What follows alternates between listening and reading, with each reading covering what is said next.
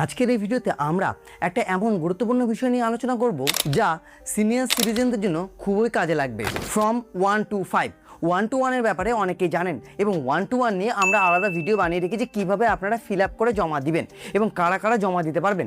আজ কথা বলবো ফর্ম 1 to 5 নিয়ে। ইনকাম ট্যাক্সের আইনের অধীনে সরকার এই নতুন ফর্মটি চালু করেছে।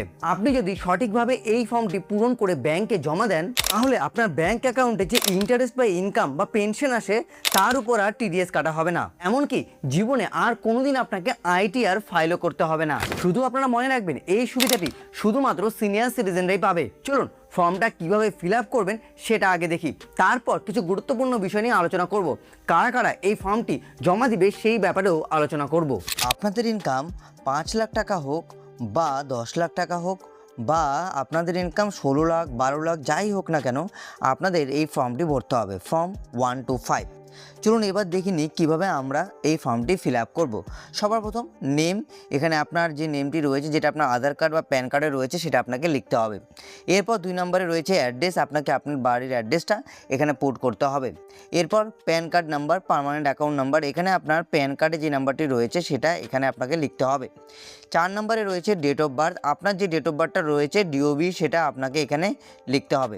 এরপর ট্যাক্স ইয়ার, আপনাকে এখানে ট্যাক্স ইয়ার সাবমিট করতে হবে যেটা হলো 2026-27 এটা আপনাকে কিন্তু এখন দিতে হবে। এখন 2026-27 চলছে, তাই আপনাকে ট্যাক্স ইয়ারে এটা বসাতে হবে। এরপর চলে আসবে ইমেল আইডি, আপনাকে এখানে ইমেল আইডি দিতে হবে। 7 নম্বরে আসবে কন্ট্যাক্ট নাম্বার, যেখানে আপনি +91 প্রথমে লিখবেন কান্ট্রি কোডে।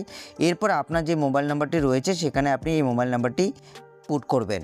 তারপর 8 নম্বর অপশন রয়েছে name of the specify bank, এখানে স্পেসিফাই ব্যাঙ্ক বলতে যেখানে আপনার এফডির ইন্টারেস্ট ঢোকে প্লাস যে কোনো সেভিংস অ্যাকাউন্টের ইন্টারেস্ট ঢোকে বা আপনার পেনশন ইনকাম ঢোকে, যেই অ্যাকাউন্টে ঢোকে সেই অ্যাকাউন্টটি আপনাকে দিতে হবে।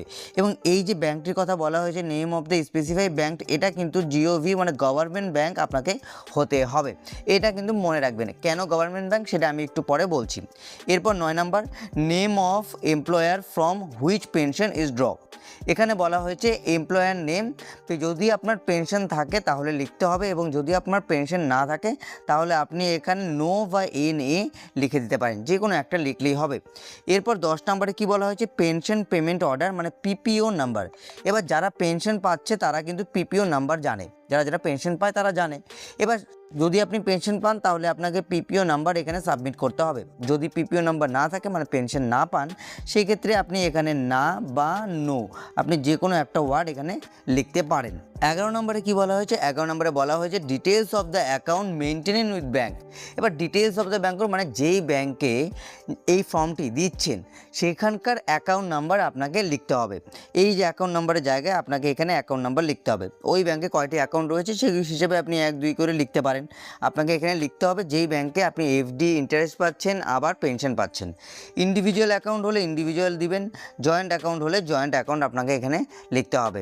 এরপর 12 নম্বরে কী বলেছে নিউ ট্যাক্স রিজিম মানে where the opening new tax regime under section 202।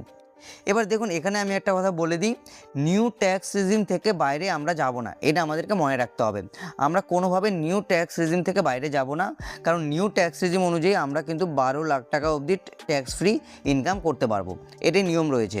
তো সেই ক্ষেত্রে আমরা এখানে কি লিখব, আমরা এখানে নো লিখবো বা নোয়ে ক্লিক করব, যে কোনো একটা করলেই আপনাদের হবে। এইটুকু মনে রাখবেন যে আমরা নিউ ট্যাক্স রিজিমে থেকে বাইরে যাব না, আমরা নিউতেই থাকবো। এবার সেই হিসেবে এখানে 12। এখানে একটা হিসাব আমি আপনাদের বলে দিই যে অনেকে এই জায়গাটা ভুল করবে। মনে করুন যদি আমরা 12 লাখ টাকা পার করি, 12 লাখ টাকাটা পার করি তাহলে কত টাকার TDS কাটা হয় বা ট্যাক্স কাটা হয়। এবার এখানে একটা হিসাব যদি আমি আপনাদের বোঝাই, মনে করুন আপনি 12 লাখ টাকা ইনকাম করছেন, 12 লাখ 1,000 টাকা বেশি ইনকাম করছেন, সেই ক্ষেত্রে আপনার কাছ থেকে কিন্তু ওই 1,000 টাকাই ট্যাক্স কাটা হবে। 12 লাখের উপরে যেটা হবে সেই টাকার উপরেই ট্যাক্স কাটা হবে, এটাই কিন্তু নিয়ম। এবার কিছু কিছু ক্ষেত্রে ITR ফাইল করতে হবে না বা TDS কাটা হবে না, কিন্তু ট্যাক্সের হিসাবটা তো আলাদা হয়, সেটা আপনারা সবাই জানেন। শুধু TDS ফাইল বলতে কি হয়, TDS ফাইল বলতে যেটা মনে করুন এফডি থেকে ইন্টারেস্ট পাওয়ার পর একটা কেটে নেওয়া হয় বা আপনার সেভিংস অ্যাকাউন্টে ইন্টারেস্ট রেট বা পেনশনের একটা অ্যামাউন্ট পার হয়ে গেলে কাটা হয় সেটা কাটা হবে না। এবার নিচে যদি অপশনে চলে আসি, ডিক্লারেশনে আপনাকে কি লিখতে হবে? ডিক্লারেশনে সবার প্রথম আপনাকে নাম দিতে হবে, এখানে নাম লিখতে হবে। এরপর আপনাকে এখানে account number, permanent account number মানে প্যান কার্ডের নাম্বার লিখতে হবে। এরপর আপনাকে ডেট দিতে হবে, যে ডেটে প্লেস আপনার, এবং তার সঙ্গে আপনার এখানে সিগনেচার করতে হবে। এই কটা জিনিস আপনি ফিল আপ করে প্রোভাইড করে দিলে কিন্তু আপনার ফর্মটা জমা হয়ে যাবে। এবার কিছু কিছু জিনিস আমাদেরকে মনে রাখতে হবে। কি কি মনে রাখতে হবে? সবার প্রথম আপনি মনে রাখবেন সেকশন, বর্তমানে কিন্তু সেকশন 393 হিসেবে, এই সেকশন মানে আমাদের ট্যাক্স ফাইল হিসেবে এখানে কিন্তু স্পেসিফাই সিটিজেনরাই এই ফর্মটি ভরতে পারবে। স্পেসিফাই সিটিজেন, সিনিয়র সিটিজেন, এবার স্পেসিফাই সিনিয়র সিটিজেন, এটা আপনারা কিন্তু মনে রাখবেন, সবাই কিন্তু এখানে এই ফর্মটি ভরতে পারবে না, মানে সব সিনিয়র সিটিজেন ভরতে পারবে না। যারা স্পেসিফাই সিনিয়র সিটিজেন রয়েছে তারাই ভরতে পারবে। এখানে আমি সিনিয়র করে দিলাম এবং সিটিজেন করে দিলাম। সেই ক্ষেত্রে বয়স হতে হবে আপনাদের 75+ বা 75, এই বছরের ঊর্ধ্বে হলে আপনারা এই ফর্মটা ফিল আপ করতে পারবেন। মানে আপনার বয়স 75 বছর হতে হবে বা 75 বছরের উপরে হতে হবে। যারা স্পেসিফাই সিনিয়র সিটিজেন, যাদের বয়স 75 বা 75 বছরের উপরে, তারাই এই ফর্মটা ফিল আপ করতে হবে। এই ফর্মের আরও কিছু কন্ডিশন রয়েছে। সবার প্রথম আপনাদেরকে ইন্ডিয়ান হতে হবে। যদি আপনারা ইন্ডিয়ান না হন তাহলে আপনারা এই ফর্মটি ফিল আপ করতে পারবেন না।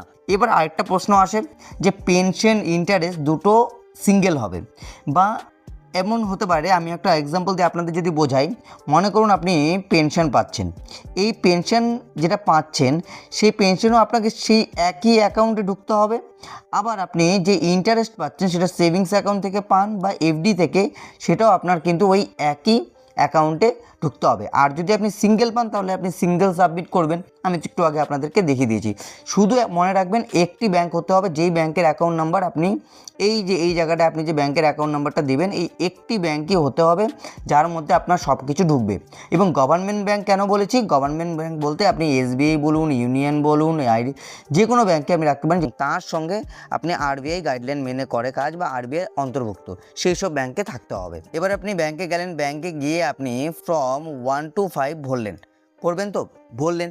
এবার ব্যাংকের কী কাজ? ব্যাংকের কাজ আপনার এই রিবেট ক্যালকুলেশন করা, ডিডাকশন ক্যালকুলেশন করা, তারপর ব্যাংক ক্যালকুলেট করবে সব কিছু আপনার ইনকাম। এবং আগে ছিল, আপনি মনে রাখবেন, আগে যদি আপনি 12BBA এই ফর্মটি ভরে থাকেন তাহলে 1 to 5 ভরার আপনার দরকার নেই। এই দুটো একই, এখন নাম পরিবর্তন করে ফর্ম 1 to 5 আনা হয়েছে, আগে 12BBA ছিল। সব কিছু তারা দেখবে, ব্যাংক সব কিছু ব্যাংক দেখবে। ব্যাংক নিজের থেকেই টিডিএস কাটবে না, এক নাম্বার কথা। দ্বিতীয় কথা, আইটিআর ফাইল আপনাকে করার দরকার নেই, সেটাও ব্যাংক করে দেবে। মানে প্রতিটা জিনিস ব্যাংক করে দেবে, আপনার কিচ্ছু করার দরকার নেই। শুধু মনে রাখবেন যে আপনি একটা ফর্ম FORM ফর্ম, এই ফর্ম 1 to 5 আপনি ভরে জমা দিয়ে দিবেন। আর কোনোভাবে আপনার কাছ থেকে টিডিএস বা আইটিআর ফাইল করতে হবে না, জীবনেও কোনোদিন করতে হবে না, এবং টিডিএসও কাটবে না। যদি ভিডিওটি আপনাদের ভালো লেগে থাকে, ভিডিওটি আপনারা গুরুজনদের সাথে শেয়ার করে দেবেন, কারণ তাদের জন্য এই ভিডিওটি খুবই গুরুত্বপূর্ণ। আপনার বাড়ির আশেপাশে বা আপনার বাড়িতে কোনো না কোনো গুরুজনদের সাথে আপনার পরিচয় তো রয়েছেই, তাদের সঙ্গে এই ভিডিওটি শেয়ার করতে ভুলবেন না। ভিডিওটি দেখার জন্য আপনাদের সকলকে অসংখ্য ধন্যবাদ। যে কোনো প্রশ্ন থাকলে নিচে কমেন্টেও জিজ্ঞাসা করবেন।